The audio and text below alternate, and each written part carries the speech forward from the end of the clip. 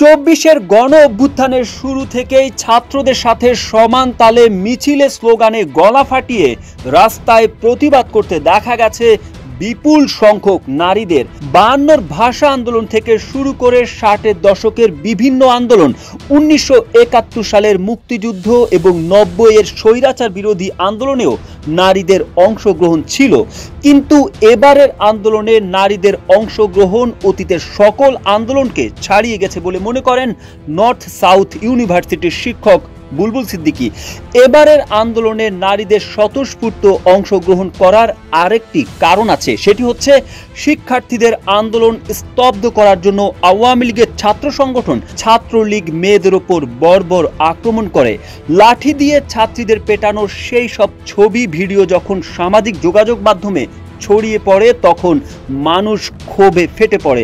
ফলে শেখ হাসিনার 15 বছরের শাসনের ইতি টানার জন্য হাজার হাজার মানুষ রাস্তায় নেমে আসে, যাদের মধ্যে বিপুল সংখ্যক নারী ছিল।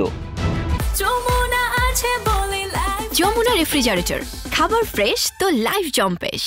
সাধারণত বাংলাদেশের আন্দোলনগুলোতে নারীদের অংশগ্রহণ থাকে কম, কিন্তু বৈষম্য বিরোধী ছাত্র আন্দোলনে নারীদের অংশগ্রহণের বিষয়টিকে অভূতপূর্ব হিসেবে বর্ণনা করেছেন অনেক বিশ্লেষক। যারা আন্দোলনে অংশ নিয়েছিলেন তাদের একজন ঢাকার মিরপুরের বাসিন্দা ফারজানা লিও, একজন পেশাদার বডি বিল্ডার। ফারজানা লিও তার জীবনে কখনোই রাজনৈতিকভাবে সক্রিয় ছিলেন না। নিরাপত্তা বাহিনী যেভাবে বিক্ষোভকারী ছাত্রদের গুলি করে মেরেছে সেটি দেখে বেশ মর্মাহত হয়েছিলেন তিনি। এই বিষয়টি তাকে রাস্তায় টেনে নামিয়েছে। ফারজানা লিও বলেন, আমি মনে করেছি রাস্তায় গিয়ে আন্দোলন করাটা আমার নৈতিক দায়িত্ব, আমাদের ছেলেদের রক্ষা করতে হবে। হাইকোর্টের রায়কে কেন্দ্র করে জুলাই মাসের শুরুর দিকে প্রথমে শুরু হয় কোটা বিরোধী বিক্ষোভ। এরপর ধীরে ধীরে সে আন্দোলন সরকার পতনের এক দফায় এসে ঠেকে। সরকারি চাকরিতে কোটা ব্যবস্থা থাকবে কিনা সেটি নিয়ে কোনো ভাবনা ছিল না, কিন্তু পুলিশের গুলিতে যখন শিক্ষার্থীরা নিহত হচ্ছিল তখন ভাইকে নিয়ে রাস্তায় নেমে আসে 16 বছর বয়সী ইংরেজি মাধ্যমের শিক্ষার্থী রিদিমা। বিক্ষোভের সন্তানদের সাথে যোগ দিয়েছিলেন তাদের বাবা মাও। রাস্তায় গুলি লেগে নিহত হবার আশঙ্কা থাকা সত্ত্বেও কেন আপনারা সপরিবারে বিক্ষোভে গিয়েছিলেন, এমন প্রশ্নে রিদিমার মা সাইমা আহমেদ বলেন, যখন আমরা দেখলাম যে ভয় পেয়ে তো কোনো লাভ নেই, আমাদের বাচ্চাদের তো আমরা বাঁচাতে পারছি না, তারা শান্তিপূর্ণভাবে আন্দোলন করছিল, তারপরেও তাদের টর্চার করা হচ্ছে, মেরে ফেলা হচ্ছে নির্বিচারে, তখন তো আমাদের আর ভয় পেয়ে কোনো লাভ নেই, আমরা ঘরে থেকে কি করব।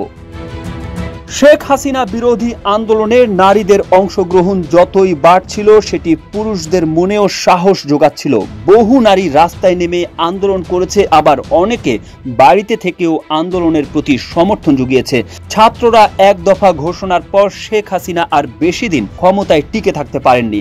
এক দফা ঘোষণার কয়েকদিনের মধ্যেই গত 5ই আগস্ট পদত্যাগ করে দেশ থেকে পালিয়ে ভারতে যেতে বাধ্য হন শেখ হাসিনা। শুধু আন্দোলনেই নয়, 5ই আগস্টের পরে রাজধানী ঢাকা এবং দেশের অন্যান্য শহরগুলোতে শিক্ষার্থীরা নতুন বার্তা নিয়ে হাজির হয়েছে। দেয়ালে গ্রাফিতি আঁকার মাধ্যমে নিজেদের আশা আকাঙ্ক্ষার কথা তুলে ধরে তারা। আর সে সময়ও দেখা যায় বিপুল সংখ্যক নারীদের অংশগ্রহণ।